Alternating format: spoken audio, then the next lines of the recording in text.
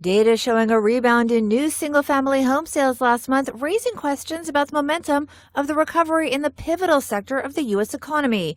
New home sales rose 2% in February from January, but that was about 6% lower than a year ago. The gains were also concentrated in just one region, the West. Earlier in the week, data on existing home sales fell short of forecasts, with sales down across every region.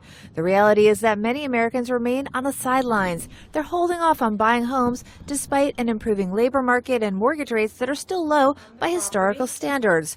The problem comes down to supply, according to PwC real estate advisory leader Mitch Rozelle. We don't have a problem with demand for housing. We have a supply problem. And if supply is tight, what happens? Prices go up. That's exactly what we're seeing.